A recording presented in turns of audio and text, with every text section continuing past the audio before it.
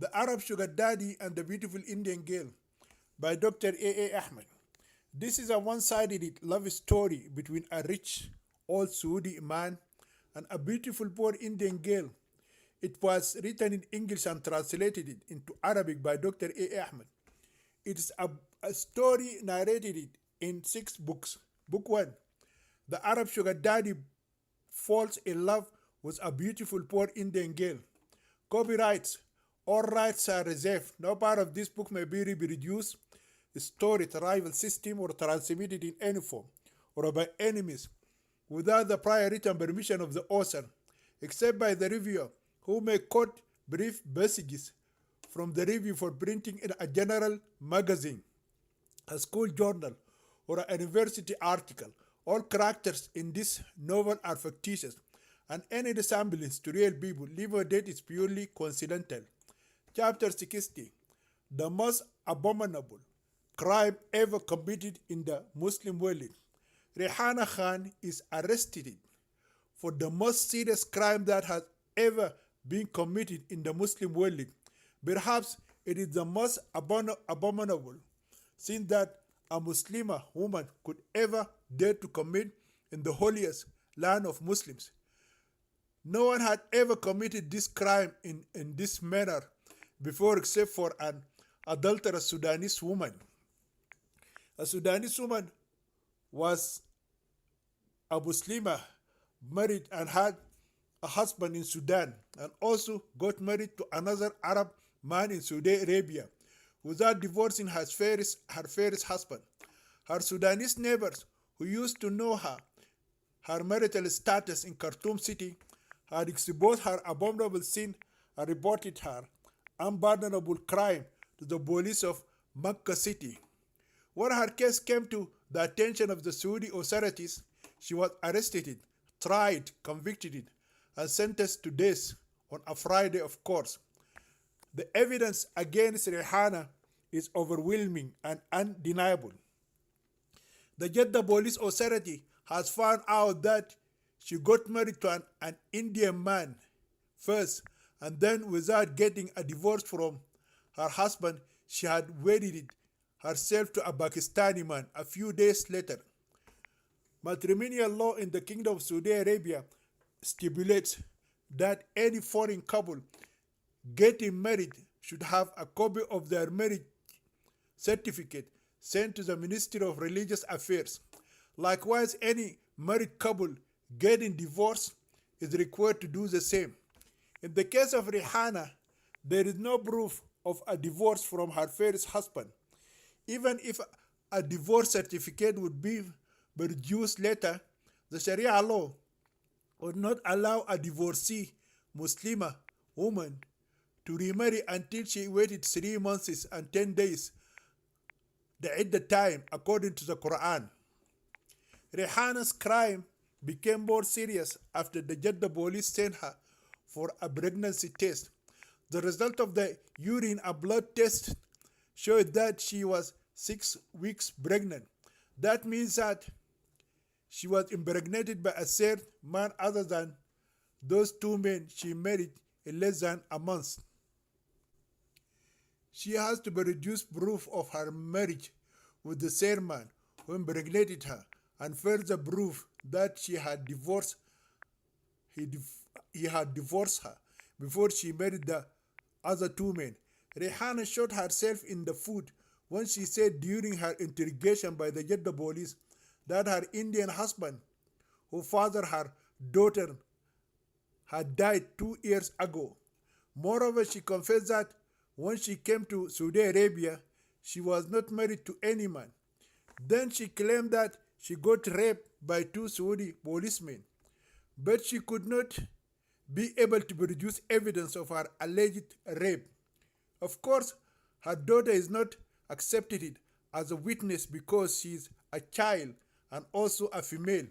When she failed to produce the needed pieces of evidence and official documents, the Jeddah police concluded that she was indeed a professional prostitute whose business was cheating men out of their money while sleeping with them under the cover of marriage.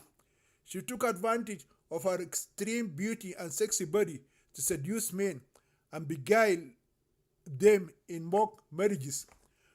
Once Sheikh Ahmed came back to his senses after he regained consciousness, he heard the charges against his maidservant Rehana. He knows that his beloved Indian maidservant is going away forever, never to return to him again. This time, the madman case fell as if Layla's husband, who is called Ward, had resurrected from his grave as a zombie and claimed his matrimonial rights on his wife Layla, and then took her inside his grave and buried her with him.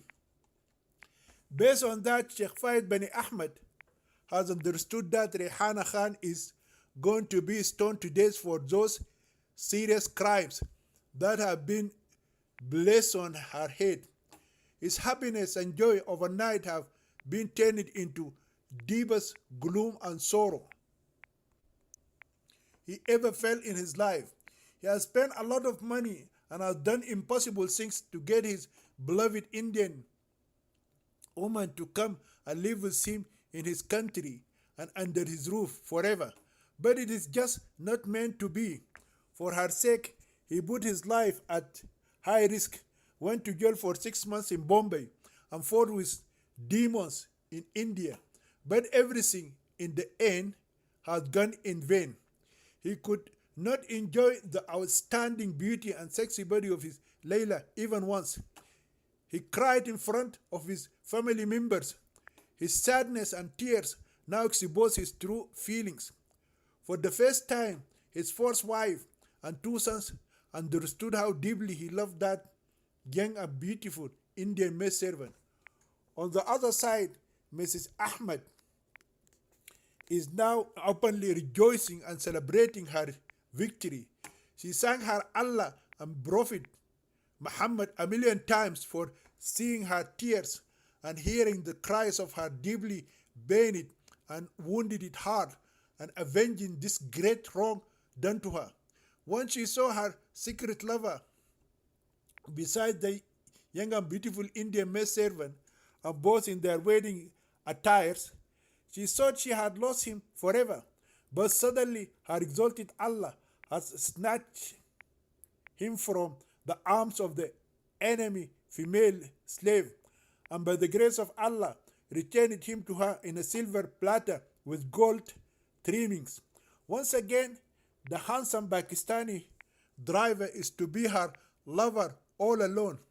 As she had wept silently throughout the night, she is now rejoicing and celebrating all day long in the preconceived thought that she is going to rejoice forever. She just wants to shout from the rooftops and proclaim, "I love you so much, my lover Sabir Ibrahim Shah. I'm ready to cut one of my breasts and cook it for you."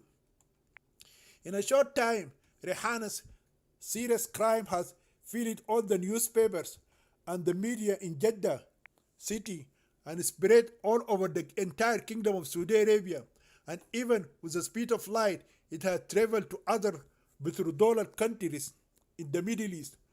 And in a short time, even international TV channels like the Arabic BBC in London and Al Jazeera TV in Doha covered the case.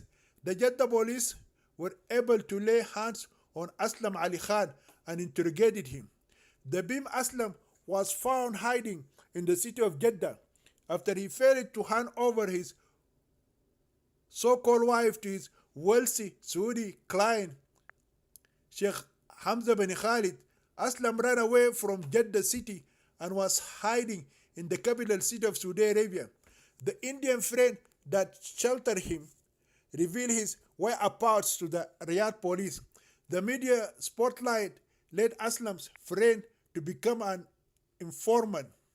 He had read about the sensational case and understood the friend he was sheltering was no doubt involved in one of the most serious crimes ever committed in the kingdom of Saudi Arabia.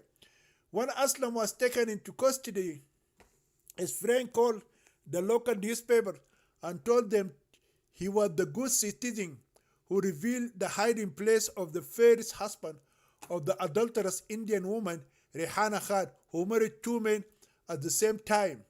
He knows in Islam polygamy is allowed for men, but polyandry is not permitted for women. His 15 minutes of fame was realized when media men came and knocked on his door for his statement, interviewed him, and made him famous overnight. According to Aslam's confessions, he admitted that he married Rehana Khan legally. She stayed with him in his apartment in Jeddah for a couple of weeks. He had sex with her many times during those few days. He said further that he did not divorce her. He took her to a Filipino beauty salon, and when he returned after 2 hours, he found out she had run away with another man. She did not even bother to leave a notice for him and inform him why she had decided to leave him. He searched for her everywhere but could not find her. She stole all his savings and disappeared from his life. He is now totally broken and has nothing after she robbed him of all his money and other valuable stuff. Aslam was detained for 24 hours and released. The Jeddah police did not find him guilty of any crime. Likewise, the police took into custody the second Baber husband and interrogated him. Sabir Ibrahim Shah also confessed that he had married Rehana Khan in good faith. He did not know that she had another husband. He did not tell him that she had a previous husband who did not divorce her. He just saw her in the house of his Saudi kafil, Sheikh Faiz bin Ahmed, and liked her. Then he asked her to marry him, and she agreed immediately. He also claimed that he married her and consummated their marriage the very same day and had sex together in the house of their sponsor. Sabir likewise was released from prison the following day because the police did not find him guilty of any crime. The police were able to gather more incriminating pieces of evidence against Rehana Khan. The Jeddah International Airport police reported that Rehana and her daughter Iffat smuggled themselves inside the country without their Indian passports. Somehow, she and her daughter managed to fool the policemen who were supposed to transfer them to the Jeddah women's prison and ran away and entered the city. For almost 2 months, they lived in the kingdom as illegal aliens. The accumulated charges led the police to take her Saudi sponsor into custody for questioning. Sheikh Faiz bin Ahmed denied his knowledge that his Indian maidservant and her daughter had arrived in the country without their passports. He falsely claimed that his Indian client in Bombay, Mr. Muhammad Khan, phoned him and informed him about the arrival of his maidservant and her daughter. He then claimed falsely that when his maidservant and her daughter came to his house, they had their valid Indian passports with them. He even handed over the two passports to the Jeddah police. He showed copies of the visas that he sent to his client in India. Jeddah police could find no reason to detain Sheikh Faiz bin Ahmed, so let him go too. For the crazy lover Qais, the sugar daddy, it appears that his great love for the Indian Layla has suddenly turned it into a mere lust after a beautiful young woman who is as young as his granddaughter. When his beloved woman was taken into custody and charged with one of the most serious crimes ever committed in the Muslim world, he washed his hand of her. He already began to think of finding another young Indian woman to purchase to satisfy his lustful desires, which only the flames of hellfire can quench. The only person who has become exceedingly happy at the Indian maidservant's dire fate, of course, is the despicable and ugly Arab woman, Mrs. Ahmed. She rejoiced and celebrated, shouting joyfully from the rooftop. She waited eagerly for her old husband to go to one of the houses of his other three wives so that she could rebuke her secret lover, the Pakistani Sapir, reclaim her place in his heart, and have him all alone as her sexual satisfier forever. Sheikh Ahmed began to hate his first wife for her continuously reminding him that he had brought an Indian prostitute home.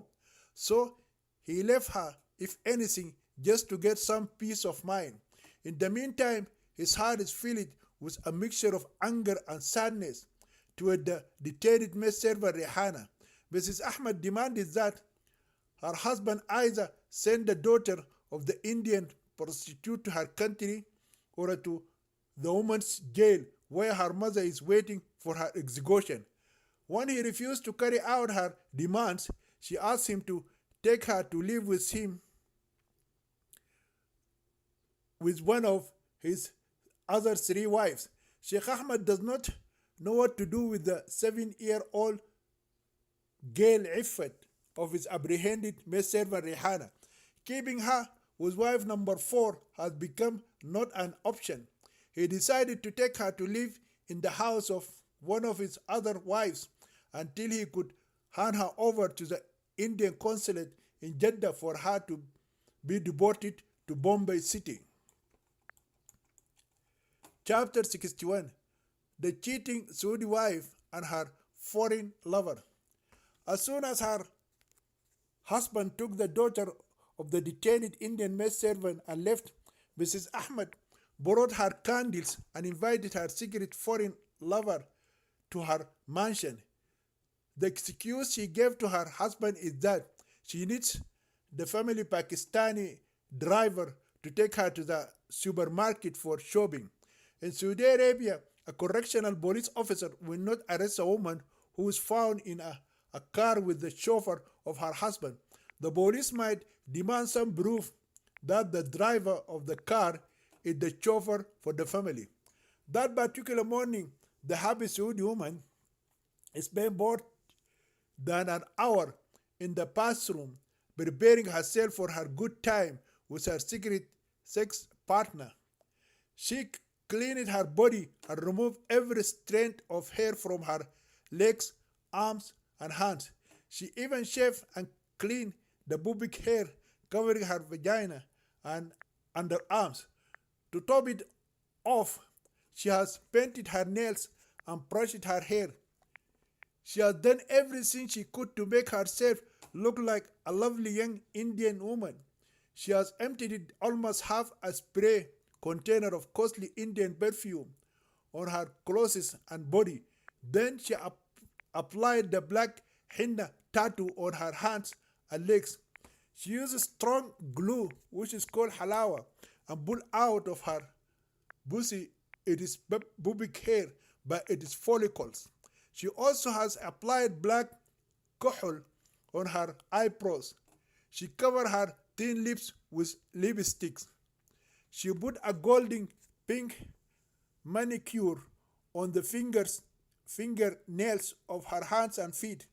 She applied the dilka and khumra on her fleshless body. She then applied musk perfume on her body and black underwear. She is wearing high heels and sexy boots. She has nothing on her skinny body except her pink bra and black underwear. Her small underwear is covering only her pussy, but it could not hide her flat buttocks. She has nicely combed her thin grey short hair. She has decked her ears, nose, hands, and neck with gold and diamonds. In a nutshell, the noble rich Arab woman has done everything she thought might make her look like her rival woman, the dirty Indian maid servant's beautiful face, sexy body, and young age. When her handsome and unfaithful secret Pakistani lover showed up, his secret ugly Arab girlfriend gave him a long lecture in the living room on fidelity. She has forced him to swear to Allah that he would never repeat what he did to her again. She demanded that he should place his right hand on the Holy Quran and promise allegiance of everlasting and fidelity. She also made him pronounce the 3 divorces of his newly detained Muslim bride, the so-called dirty Indian prostitute Rehana Setan Khan. After forcing him to repent in tears and taking the oath of allegiance and divorcing his Indian wife Rehana, the cheating, ugly Saudi wife has brought her Pakistani handsome lover to her holy bedroom to have fun with him and get fucked by his big penis in her pussy all day long until her 2 sons Khalid and Tariq would return from their school. Mrs. Ahmed, for the first time, has decided to allow her secret lover to enter her husband's bedroom. Before that day, she used to believe whatever an immoral things a Muslima woman does, she should perform it away from her husband's bed. She heard that the Muslima woman who cheats on her husband in their marital bed would cause the angels of Allah to curse her night and day. Her lot in this life and the life to come would be the same as the disobedient wife who refused to allow her husband to sleep with her on the bed. The angels of Allah would curse her until the morning. She will be hung in hellfire by her breast while she is burning for eternity bare naked. Howbeit, that particular day, her victory over her bitter rival Umar Rehana made her ignore this important commandment of Allah, which says, "Thou shalt not fornicate in the marriage bed." And so she took her secret lover to the bed of her husband. She is looking to maximize her self-indulgence, and this risky move made her feel like this would give her the greatest amount of pleasure. Sabir is shocked when he sees it. They are going to be spending time in the master bedroom with beautiful candles and the sweet smell of perfume circulating in the air. He has seen the biggest bed he has ever seen, the like of which he has never seen before. He knows if they are caught red-handed having sex on his kafil's bed, they will be stoned to death. There is a Bond movie playing on the big screen just above the bed. Mrs. Ahmed asked her secret lover to remove her dress. While her lover is removing her clothing, he is looking at the beautiful but naked white girl who is having sex with a buck-naked young white guy on the TV screen. Mrs. Ahmed decided today to go the extra mile. She decided to imitate everything the young white girl was doing to her sex partner. She ordered her lover to remove his clothes and be like her. Mrs. Ahmed did many things differently that day. She is so overjoyed that she found herself singing a vulgar Arabic song she learned from an Egyptian-born movie in the internet, where the words go as Nikni waftah kussi, Nikni fi kussi al-mu'assil, dakhil zibbak washru tizi. You must fuck me and open up my virgin pussy. Do it to me up in my juicy pussy and insert your dick in my buttocks and tear up my big ass. She began to look at the Bond movie and mirror and imitate the white girl on the screen. At first, she forces her secret lover to suck and lick her thin lips and then fondle the tiny nibble of her left flat breast. Lastly, she made her Pakistani lover suck her circumcised and genitally mutilated pussy. For the first time, She used her mouth on her lover's penis and sucked it just like she's eating a lollipop, candy, or a cone of vanilla ice cream. But things seem not to work the way it is doing on the LCD TV screen. Her lover's genital organ is not responding to her tender manipulations. She tried and tried to stimulate him, but it was as if her secret lover could not feel her hands or mouth. She told him to keep his eyes glued to the big screen of the TV. She knows that if he looked at her ugly face or her fully naked, thin body, he would lose interest. Being a practical woman, she's aware she's a ridiculously skinny and ugly Arab woman with a face resembling a man rather than a woman. Her secret handsome lover followed her express orders and kept staring intently at the goings on the TV screen. He said to her he likes and enjoys what he is watching on the big screen, but his penis remained cold and soft as if it does not belong to his body. Mastura Sheikh Ahmed, who is also known as Mrs. Ahmed, thought the Pakistani man was no longer interested in her and that his heart had been stolen by that dirty Indian prostitute. She believes after he married the extremely beautiful and sexy Indian maidservant Rehana and had sex with her, she killed all his sexual desires for a secret Arab woman. She remembered that night while she was sitting in the living room silently, weeping all night long with her heart bleeding inside her chest. Her secret lover was having hot and passionate sex with the fucking Indian maidservant. She stopped what she was doing and began to interrogate him regarding this serious matter. He strongly denied all her accusations. Although he slept with Rehana Khan on the floor of her room while she was sleeping on the bed, Sabir had neither desired her nor tried to approach his baby bride. He was told by the crazy old geezer that he should not go out of his bride Layla's bedroom as soon as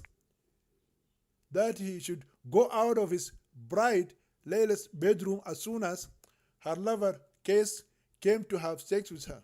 Then he has to remain standing as a bodyguard in front of the room guarding his master while the latter is fucking his beautiful one-day Indian bride.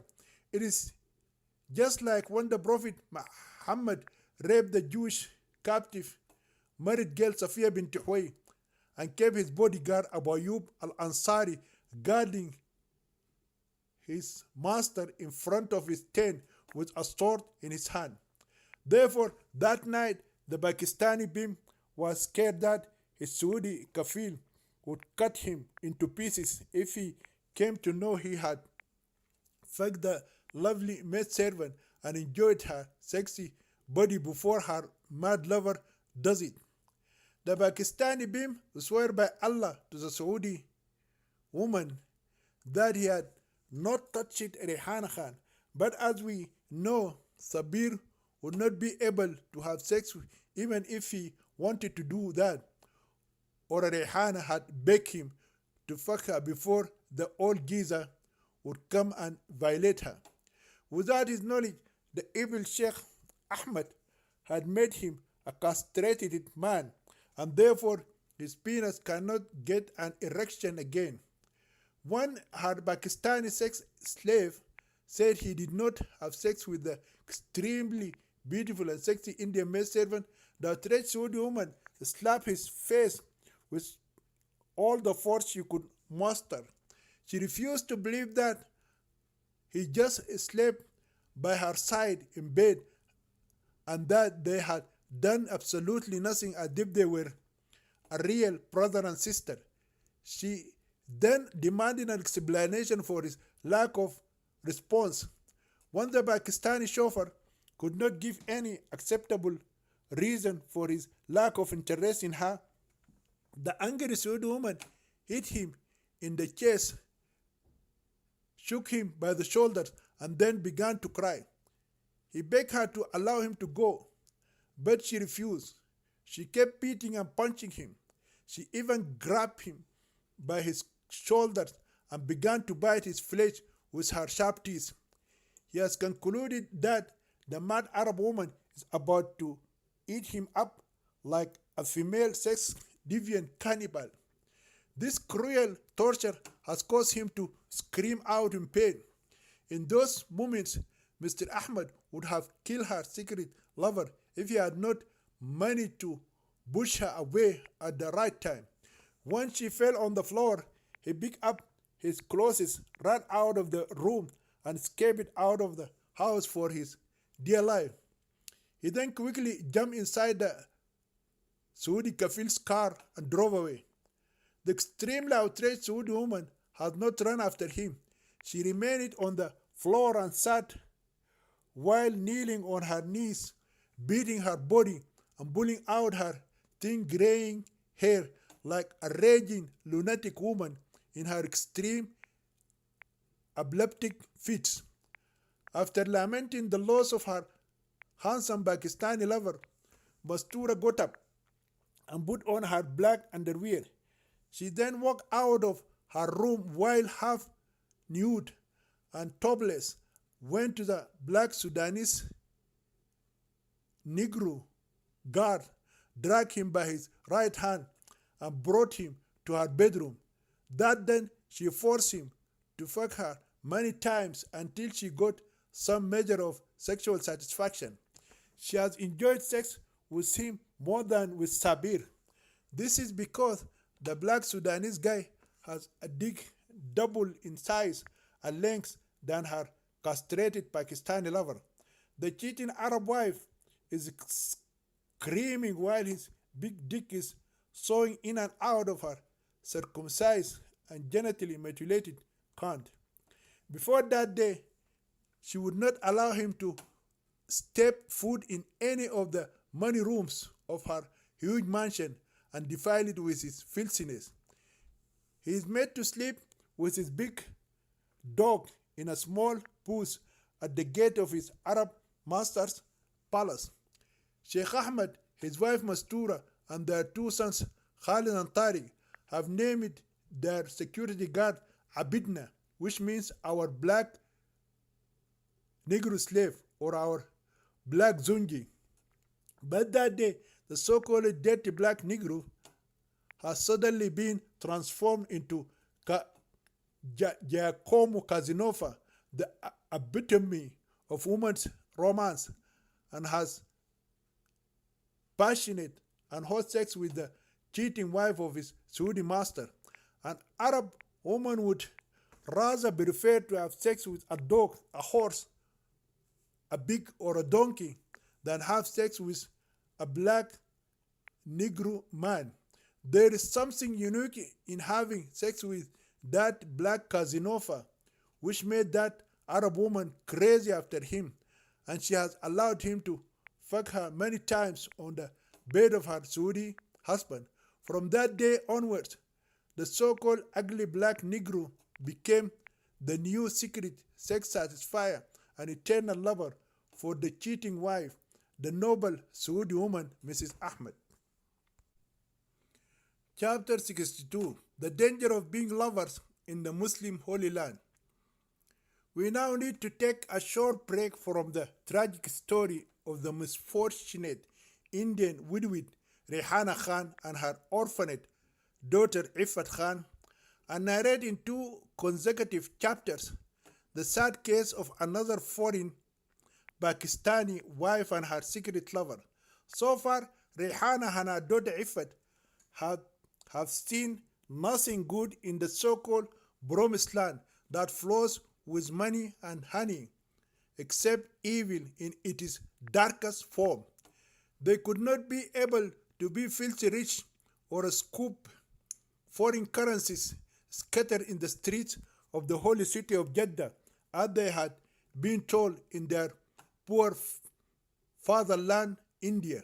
They have been abused in every possible way, and finally, they have been separated from each other forever, and every one of them is waiting for a dark future all alone in that male dominated country with no rights for women and foreign workers.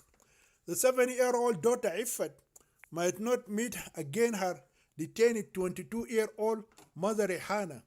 It appeared that they had been cruelly and unjustly separated for eternity, infinity, and beyond. At any rate, let us go back to the tragic case of the other Pakistani lovers.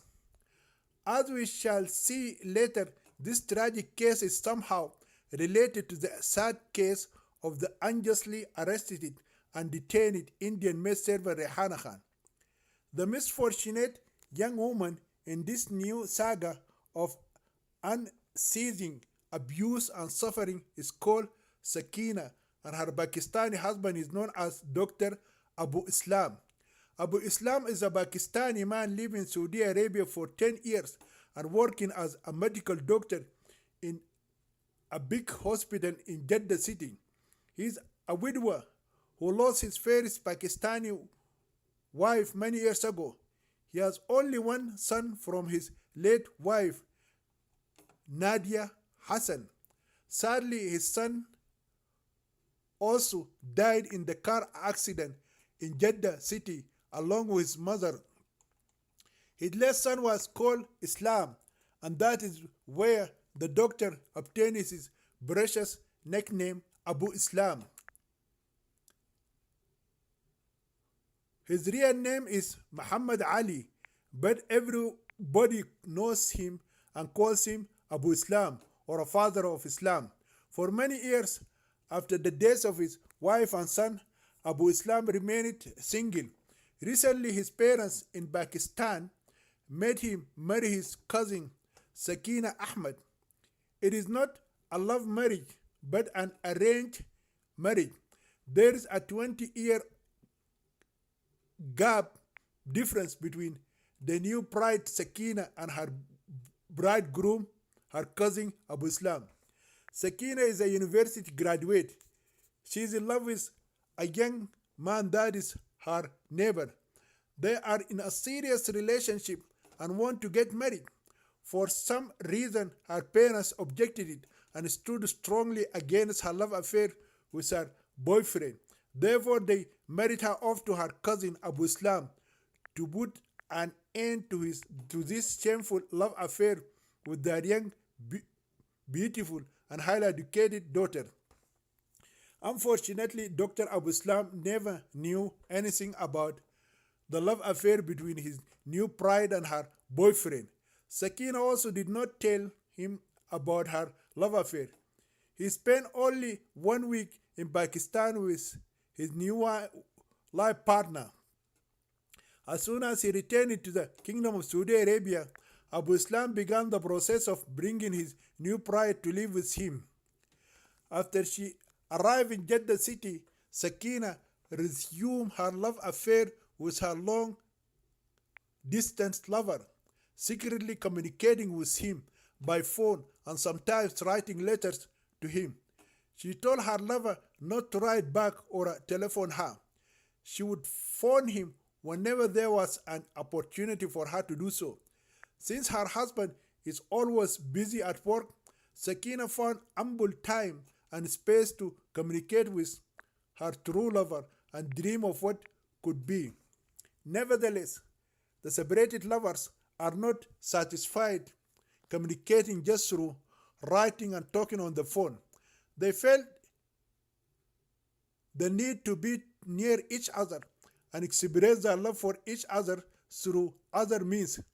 To work toward this goal, the lovers made a secret plan. Accordingly, this plan called for Sakina's lover to apply for a job in Saudi Arabia and then come and live near his beloved girlfriend.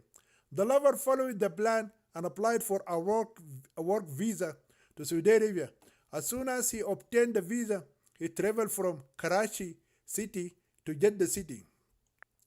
Yasin Sheikh, Sakina's lover, refuses to accept the fact that the love affair has no place in Muslim society, and he is determined to pursue his beloved girlfriend wherever she goes.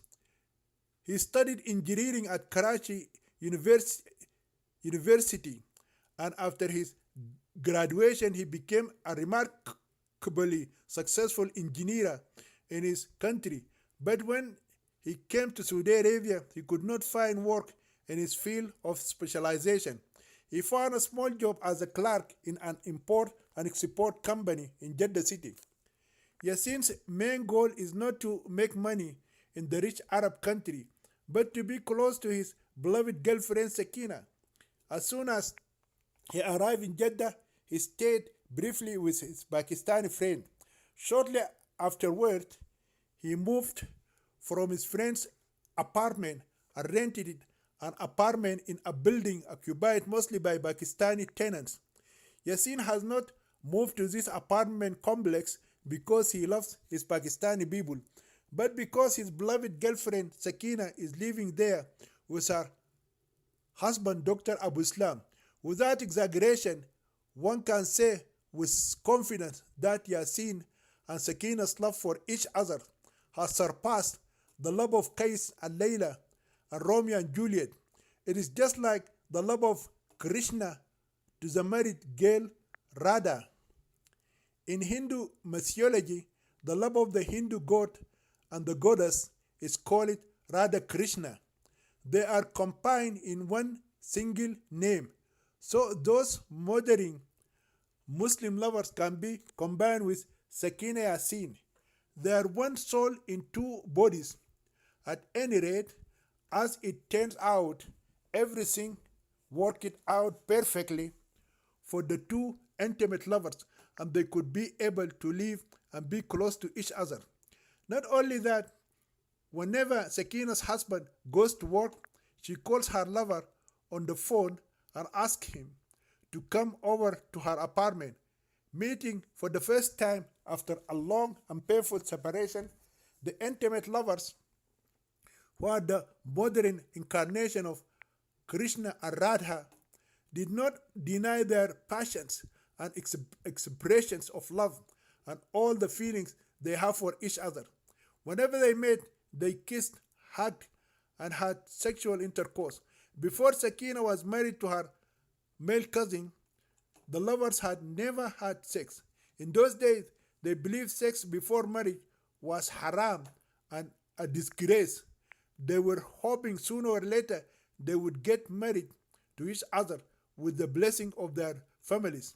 Nevertheless, what Sakina and Yassin are doing would not remain hidden forever in a closed and strict Muslim society like Saudi Arabia.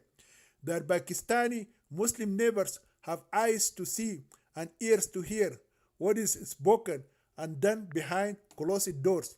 Many times, some curious Pakistani neighbors spotted Yassin entering the apartment of Dr. Abu Islam in his absence. According to the Islamic Sharia law, the Muslim wife is not supposed to allow any man to enter her house in her husband's absence, even if that man happened to be her father-in-law. She could only allow her father or a biological brother to enter her house if her husband was not there. So some of the neighbors, being moved by what they saw as an unholy alliance, made it their business to contact Dr. Abu Islam by phone and disclose to him what is happening behind his back. Some of them even wrote anonymous letters and sent them to Dr. Abu Islam at his address at the hospital and informed him about the disgraceful love affair of his wife, Sakina, and her open cheating on her lawful Muslim husband. Although Dr. Abu Islam by then had lived with his wife for over a year, he never suspected that she is having an affair with another man or that she would do something like that behind his back. Consequently, the news of his wife cheating on him made him feel the ultimate betrayal, especially when he had succumbed to his family's wish and married her. He decides to punish her for her unfaithfulness, but wants to verify the rumors first. If she is dishonoring him in this fashion and defiling their marriage bed, he would catch her and her secret lover red handed, and thus he would have the right to divorce her, sending her as a divorcee back to her family in Pakistan. Dr. Abu Islam never thought of slaying his cheating wife in an oral killing or sending her to the Sharia court to be stoned to death for cheating on him. He does not want a guilty conscience of having caused the death of his wife or exposing their families unnecessarily to bad publicity and an ugly reputation. After all, she is his female cousin, a remarkably close relative. Therefore, he understood that her parents' scandal would be a scandal for his family too. Her father and his father are real brothers who have the same parents. Alas, before Dr. Abu Islam could carry out his plan to punish his unfaithful wife without killing her or causing her to be stoned to death, his self-righteous neighbors took it upon themselves and did what they thought was their duty as good Muslims to do. They thought that perhaps Dr. Abu Islam either did not believe the information he received through the various means of communication, or he believed the news and was too busy to do anything about it. Accordingly, the news of the Pakistani wife who's having a love affair with another Pakistani man who is not her husband and openly cheating on her Pakistani husband by sleeping with her boyfriend reached the Saudi police headquarters. The Jeddah police carefully planned a surprise raid, being given the exact day and hour of this serious criminal indiscretion.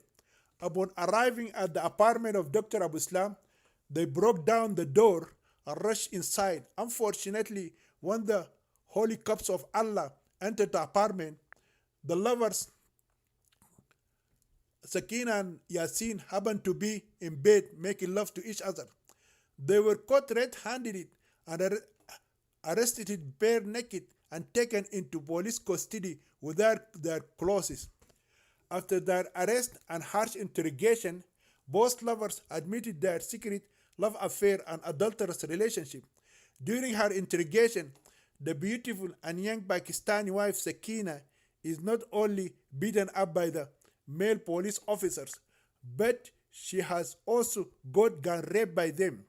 A few days later, the adulterous lovers were tried and convicted by the Jeddah Sharia court. Yasin has been sentenced to receive 100 lashes on his back and buttocks because he committed adultery while he was not married.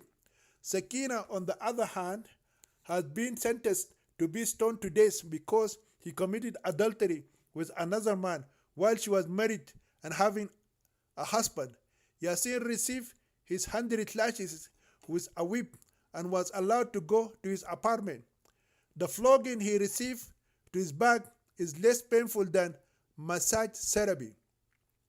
The executioner who flogged Yasin held a copy of the Quran in his right underarm between his right shoulder and his chest, and he is not supposed to drop the holy book while he is carrying out the flogging with his right hand.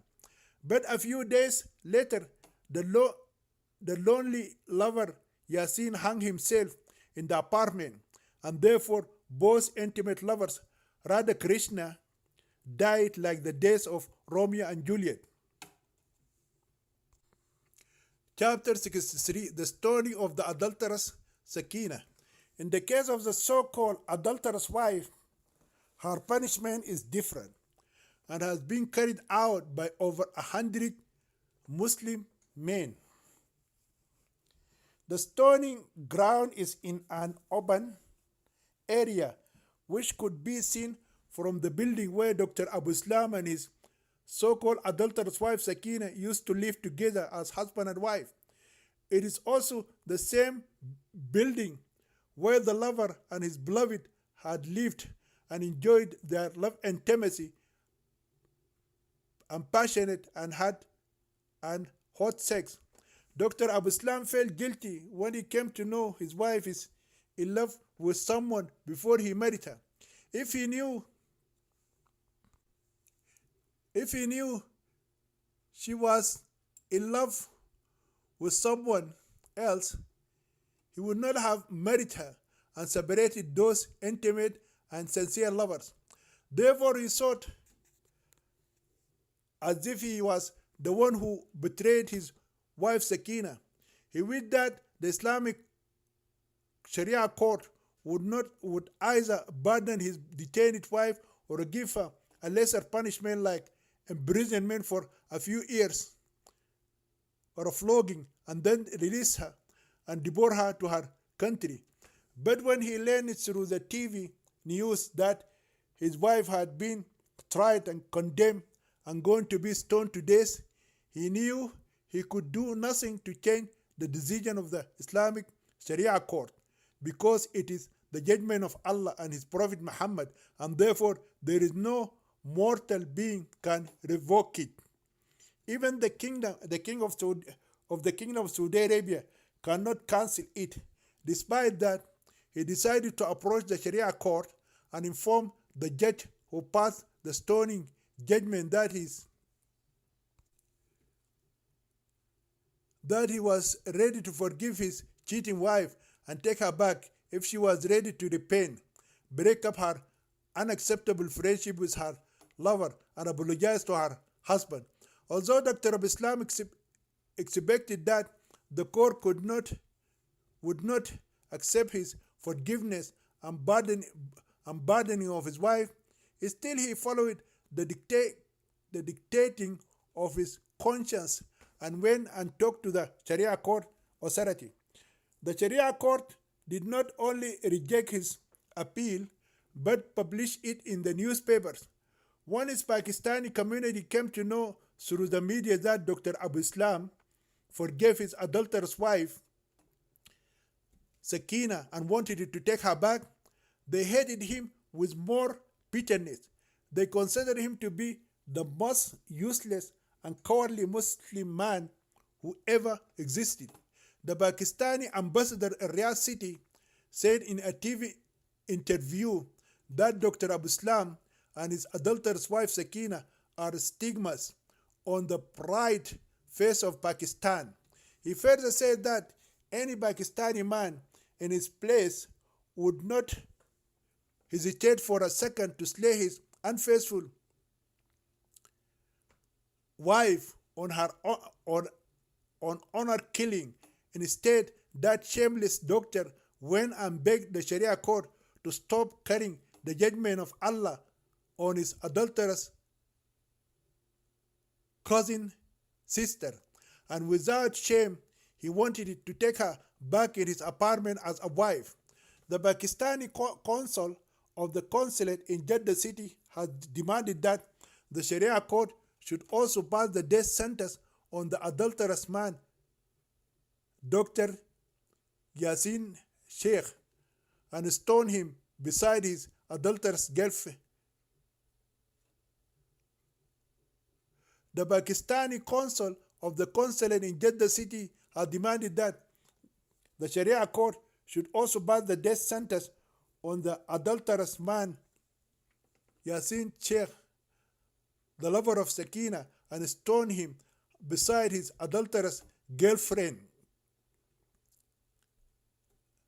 Otherwise, he should be extradited to his country, Pakistan, so that he would be stoned to death at the Karachi International Airport by the Pakistani angry Muslim men and women. Shortly after the Islamic court rejected the appeal of the dejected husband, the date of the stoning of his wife was announced through all media channels in the Kingdom of Saudi Arabia. It has been scheduled to take place on a Friday noon time after the public congregational prayer. Every Pakistani man in Jeddah city decided to attend and participate in the stoning to show his condemnation of that disgraceful act that one of the Pakistani women did while she's lawfully married to another man. Pakistani women vowed that they would take part in the stoning if the Saudi police authority would allow them to do so.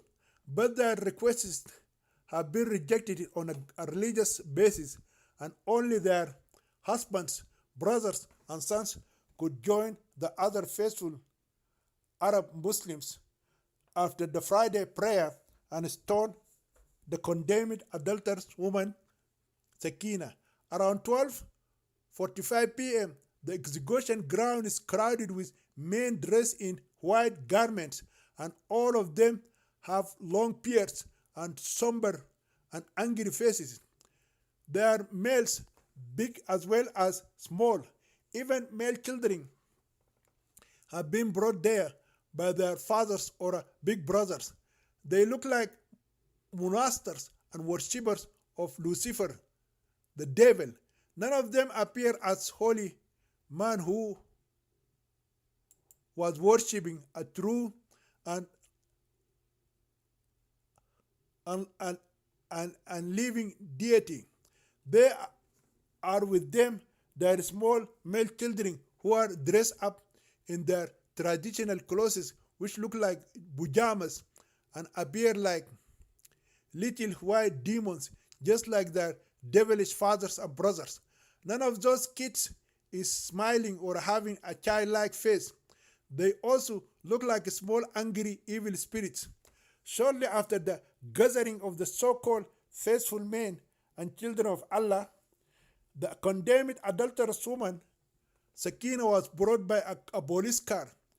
She is handicapped and her legs are securely fastened by chains. She is dressed up in a black abaya and niqab that cover her entire body. When they dragged her out of the car, she was shaking and screaming and calling for help. She is begging the Saudi police officers to spare her life. None of them seemed to heed her crying and bleeding. A couple of police men dragged her like an animal until they brought her to the middle of the crowd.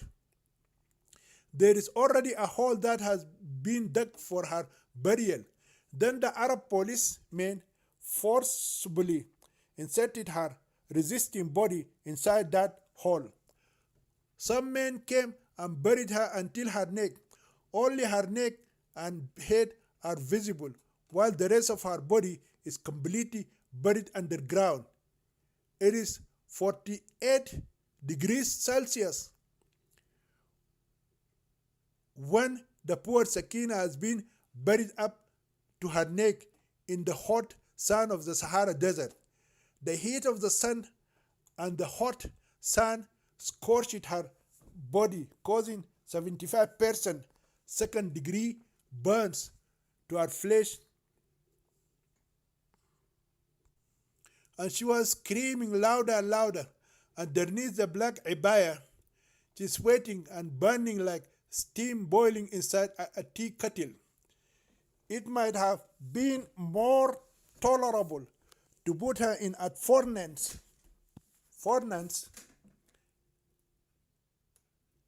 than to bury her in the hot sun.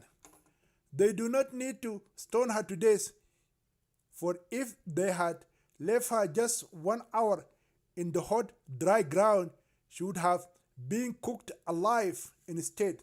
After that, her face has been uncovered so that everyone could see her. She is also expected to see those people who have gathered around her to stone her to death. Those police men forcefully tore the black niqab from her face. They are like two wolves tearing out the flesh of an innocent lamb. When she has been uncovered, her face is shining like the sun. She has appeared as the most beautiful young Pakistani girl ever created by God in that backward Muslim land. She has an exceptionally white complexion, as if she is the daughter of a white woman and a Pakistani father. She has exceedingly long black hair. Through her beautiful face, one could see a very frightened young woman. In the meantime, the condemned girl Sakina continued to scream and call for help. She even called upon the names of Allah and her Prophet Muhammad to come and rescue her from that cruel and painful death. But neither Allah came from his black house in Mecca city, nor did her Prophet Muhammad have resurrected from his grave in Medina city. No one among her executioners and her Pakistani people has shown pity towards her.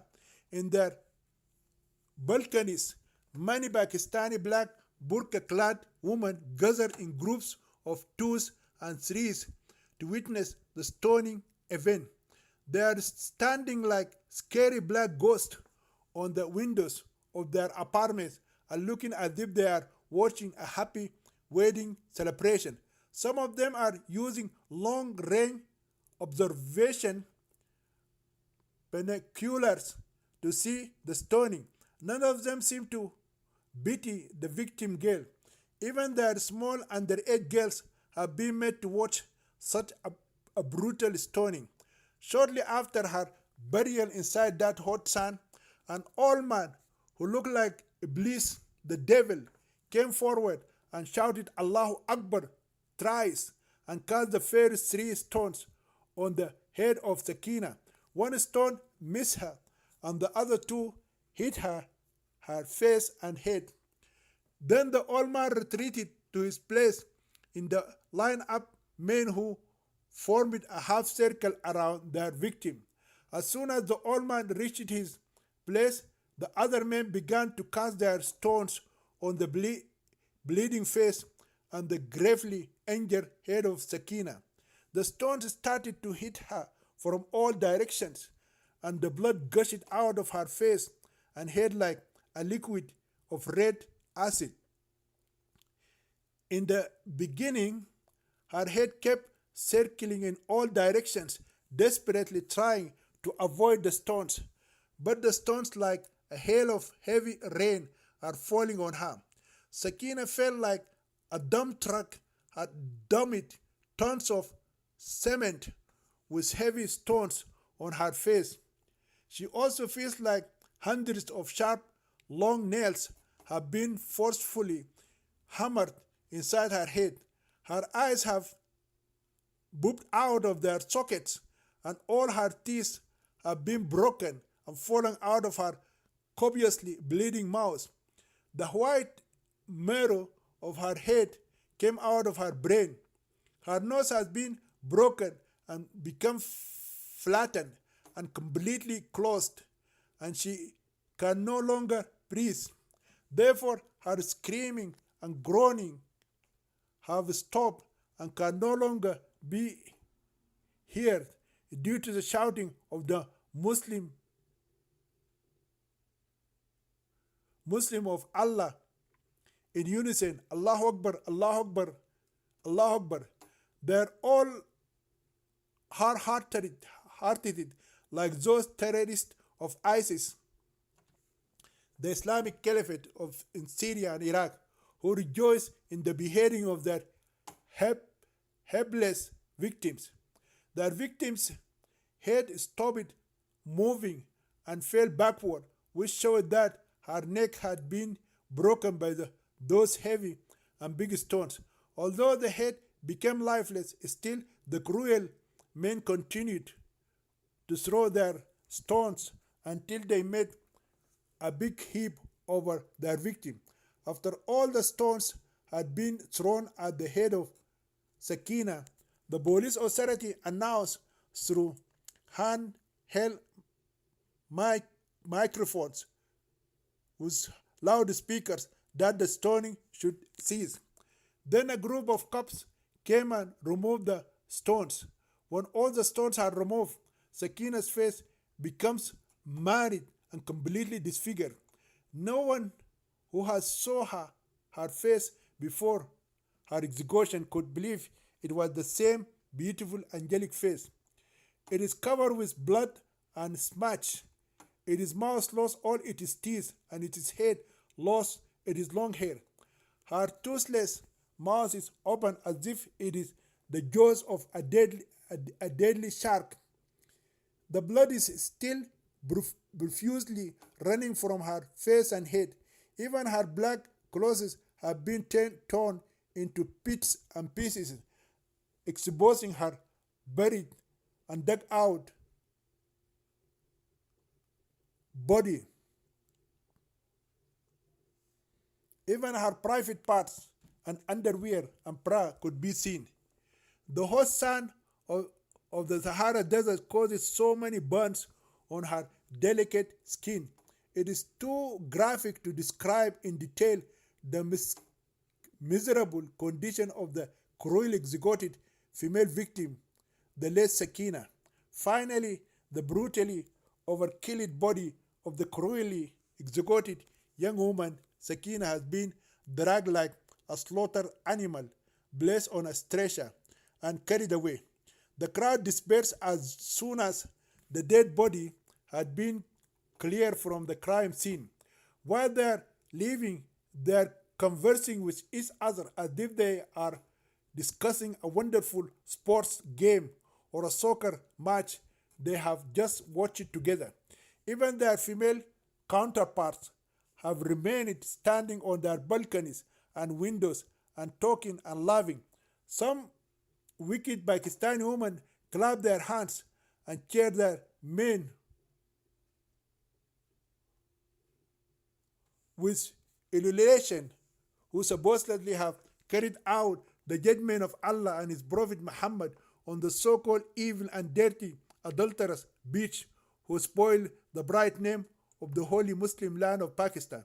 Sadly, on the same day, his beloved girlfriend Sakina was brutally stoned to death. Her boyfriend Yasin hung himself and died in his apartment.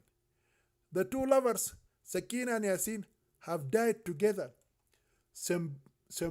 symbolizing the incarnation of modern avatars of the eternal lovers, Romeo and Juliet, Radha and Krishna, Layla and the madman case, Cleopatra and Mark Antony, Mumtaz Mahal and Shah Jahan, Paris and Helen, Salim and Anark Ali, Jane Austen and Thomas Lefroy, Here and Ranjha, Binelope and Odysseus.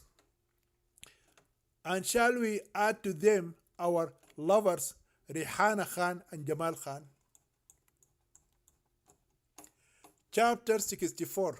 The verdict on the abominable sin of polyandry. The Indian maid servant Rehana's life has been turned into a nightmare after her arrest.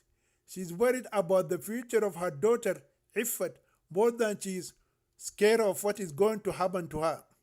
She is also worried about what would happen to her mother, and 5 children in Bombay city if the Sharia court in Jeddah city sentenced her to be stoned to death. The police interrogators had already told her that she was going to be tried and put to death through stoning. Even her brazen female inmates predicted her end. As soon as she arrived at the Jeddah women's jail, Rehana Khan met an extremely beautiful Pakistani girl by the name of Sakina, who had been arrested under a similar charge of having an unfaithful sexual relationship with a man while she was married to another man. Rehana became friends with that young, beautiful woman, and in a short time, the two female inmates' friendship became bonding on the siblingship of real two sisters who knew each other from birth. After a couple of weeks, the Pakistani girl Sakina disappeared. When the Indian maid servant Rehana asks about Sakina, she is told that she has been stoned to death on a Friday noontime. As soon as Rehana heard that Sakina's cruel death, she cried until she lost her voice. Ever since then, she began to have nightmares and woke up in the middle of the night while sweating profusely. She always dreams about the young, beautiful Pakistani girl, Sakina. Many times, Sakina came to Rehana while she was asleep and begged her to stop the Saudi police from stoning her to death. Sometimes she hallucinated during the day and saw the poor young woman standing in her cell begging her for help. To the continuous visions and dreams led Rehana to believe that her cell had become indwelled by the spirit of that late young Pakistani woman. She begged the female guards to transfer her to another cell where she could be with other inmates, but her requests have been rejected. At any rate, Rehana's double pseudo marriage was discovered merely by chance by an employee of the Ministry of Religious Affairs. That employee happened to be an Indian Muslim young man. The beautiful face of Rehana reminded him of his favorite Indian film heroine, Priyanka Chopra. Priyanka is a Bollywood superstar and former Miss World who acts in India and in Hollywood in America. Before he came to Saudi Arabia, he used to watch every movie made in which Priyanka acted as the leading heroine. He almost worshipped the very ground the lovely and sexy heroine Priyanka Chopra walks on. But after he came to Saudi Arabia, he could not see her movies anymore because there was not a single movie theater in that 7th century society. So when he saw the first marriage certificate of Rehana Khan to Aslam Ali Khan, her photo stuck in his mind. Every day he sneaked a glance at her file and stared at this gorgeous beauty. When she got married the second time to Sabir Abraham Shah, her marriage certificate was sent as an email attachment by the Pakistani Imam who conducted her previous mock marriage. It has uncovered the so-called abominable deed of the Indian maid servant Rehana Khan. As soon as her second marriage certificate reached the Ministry of Religious Affairs, the Indian employee was shocked when he saw the same face and the same name as the newly married Indian girl. He checked the previous file and found everything to be the same except the names and photos of the two bridegrooms. He showed his discovery to other employees. Everyone confirmed his discovery that the same Indian girl had married two different men in less than 3 weeks. This is, of course, an illegal act and the most abominable deed a woman could ever commit in the holiest land of all Muslims of the world. The first things the employees of the ministry did was to contact the Pakistani Mazoon and inquire if Rehana had shown him a divorce certificate from the first husband she had married. The Pakistani Imam confirmed the two marriages and said that she did not produce any divorce certificate.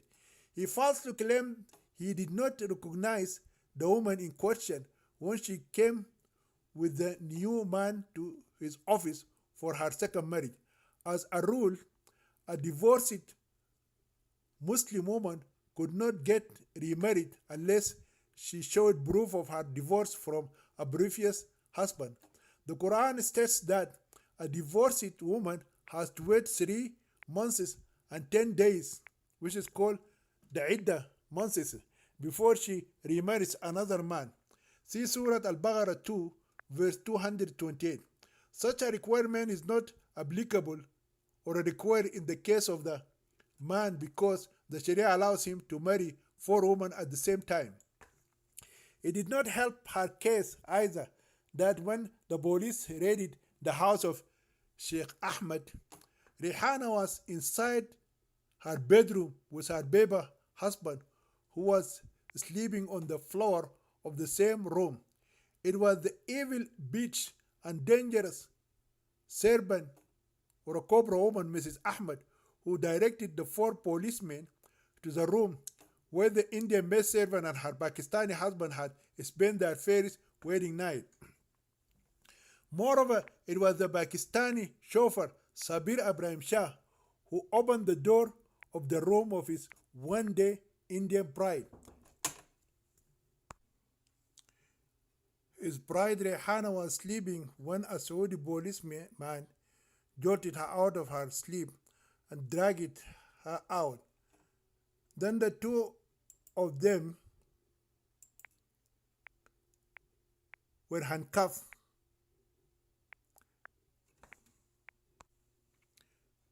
Then the two policemen handcuffed her and placed fetters on her feet.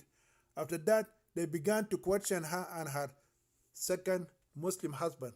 Her new husband swore to Allah and his gracious Prophet Muhammad that he had no knowledge that she had a previous husband or that they had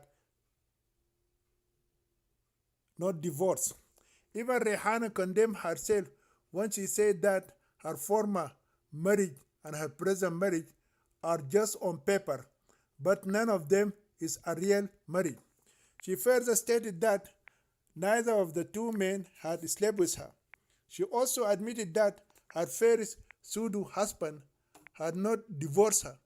The Saudi policeman who interrogated her and told her that even a child would not believe such an unbelievable story.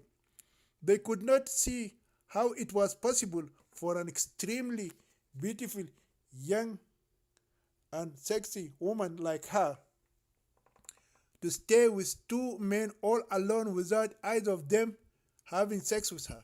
Accordingly, after they have met her Saudi kafil, Sheikh Faiz bin Ahmed, and revealed to him the reason for arresting his Indian maid servant Rehana Khan, the cops dragged her to the wagon and drove away.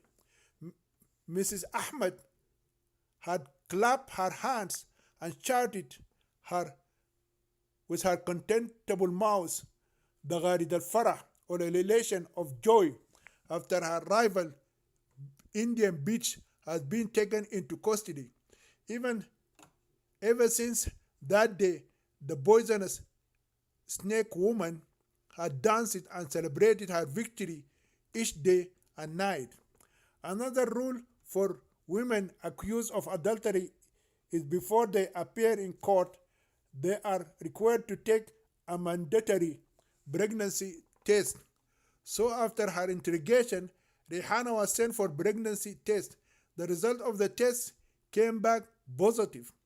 This was the final nail in her coffin that sealed her fate and added to her list of infringements. The urine and blood test proved that she was at least 6 weeks pregnant. The first question the police asked her was whether she had a third husband. She condemned herself again when she confessed that her Indian husband died 2 years before. When the police interrogated her about who impregnated her, she said she had been raped by 2 Saudi policemen after her arrival in Jeddah city in the desert. The policemen were not about to buy that story either. They assume and then conclude that she was a professional prostitute indeed who makes her way around the city on a sleeping spree under the cover of halal Islamic marriage cheats on men and steals their money and disappear from their lives. The confession of the Bim Aslam Ali Khan showed that she stole his money and other costly stuff and ran away from him. Her second baby husband's testimony has condemned her as a cheater who did not tell him she had another husband and did not divorce him. Rehana appeared before the Sharia court in Jeddah city after about a month from the day she was arrested. Looking at the evidence against her, the judge delivered her over to the guards to be stoned to death. The sentence would be postponed until after she delivered her child and nursed it for 2 years. The Sharia court of Allah has handed her down a double verdict: 3 years imprisonment and then to be stoned to death on a Friday noontime. While it is a temporary reprieve for her, it means a 3-year jail sentence in Saudi Arabia and then to be stoned to death. The judge quoted the following religious story to back up his decision. A woman came to the Prophet Muhammad and said that she had become pregnant as a result of fornication. He, the Holy Prophet, said, "Is it you who had done that?" She said, "Yes." He, the Prophet Muhammad, said to her, "You will not be punished until you deliver what is there in your womb." One of the Ansar became responsible for her until she was delivered of the child. He, that Ansari, came to Allah's apostle, may peace be upon him, and said the woman of Al-Ghamid had given birth to a child. He, the Prophet, said, "In that case, we shall not stone her, and so leave her infant with nothing to suckle him." One of the Ansar got up and said, "Allah's apostle, let the responsibility of his suckling be upon me." She was then stoned to death. Sahih Muslim, Book 17, Hadith number 4206. Consequently, the Indian maid servant Rehana Khan has been sentenced to 3 years in prison, and she is to be stoned to death after completion of her jail term. Then her so-called illegitimate baby would be sent to her family in India. It is a double punishment. Imagine a woman being told that she is going to be killed after serving 3 years in jail. How is any woman in such a situation to sleep at night? That is the mental condition of Rehana Khan after she heard her double verdict, which is delivered to her through an Indian translator. During the day, she is thinking about her death, and every night she is dreaming she is being stoned to death. In addition to that, her conscience is torturing her endlessly about the fate of her 7-year-old daughter Iffat in Jeddah city and the future of her 5 children and old mother in Bombay city. She is crying day and night. Whenever she thought about her daughter, she blamed herself for taking her from her home in India and bringing her to this rich Arab country, lured by the promise of money scattered like garbage in the street. She regretted she had ever come to this accursed land of the Arabs.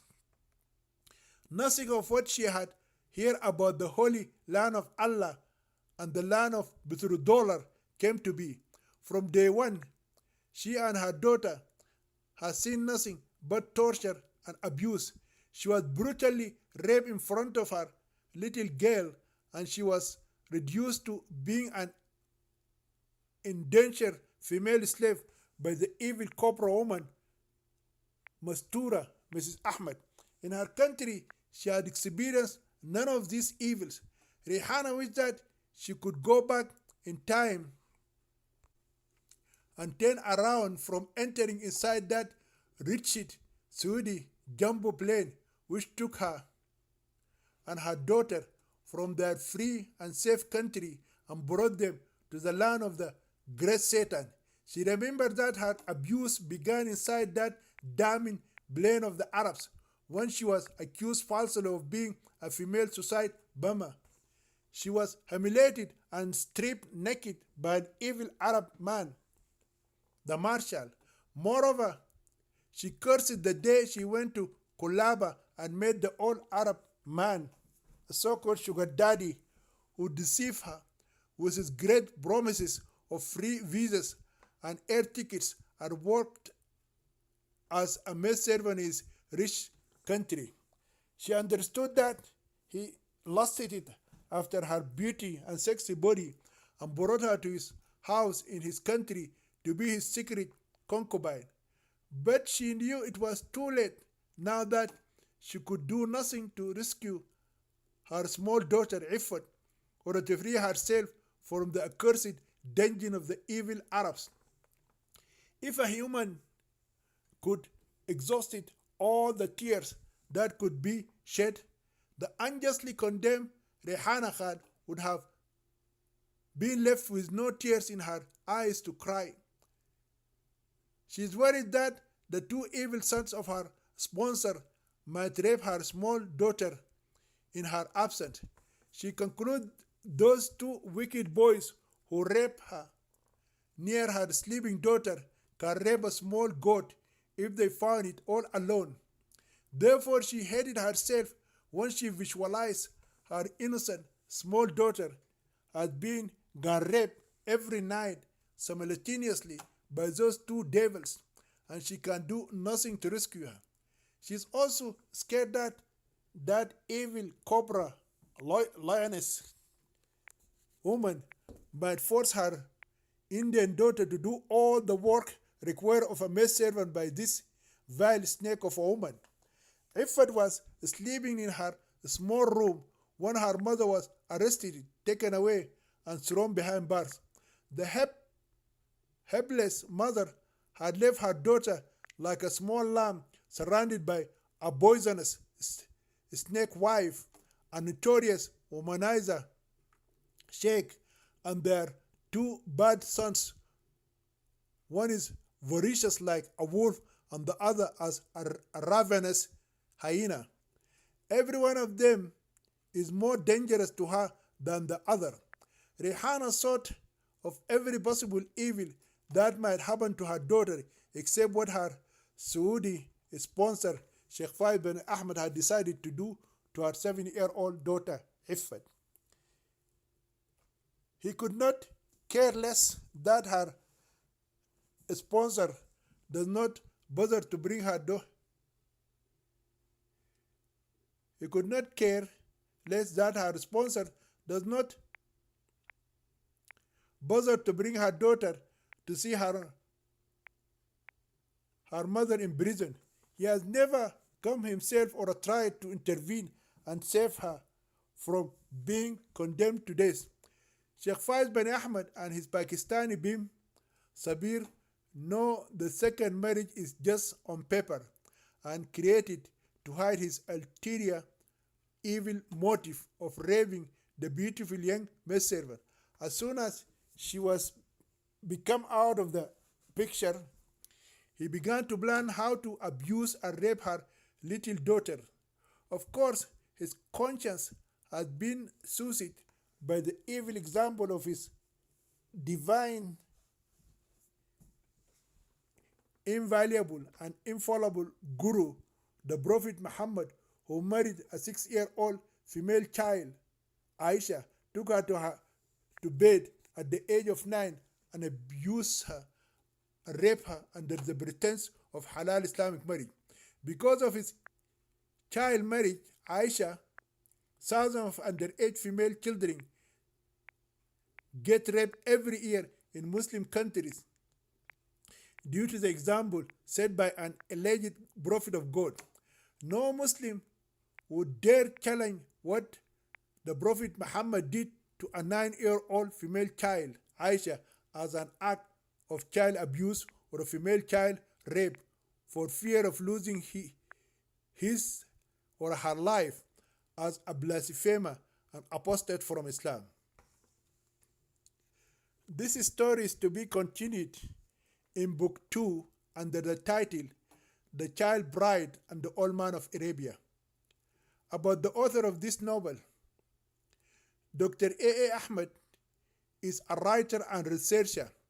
He holds 5 university degrees, BA, MA, and PhD in philosophy and comparative religious studies from India, and a BA and master degrees in religious studies and philosophy from Canada.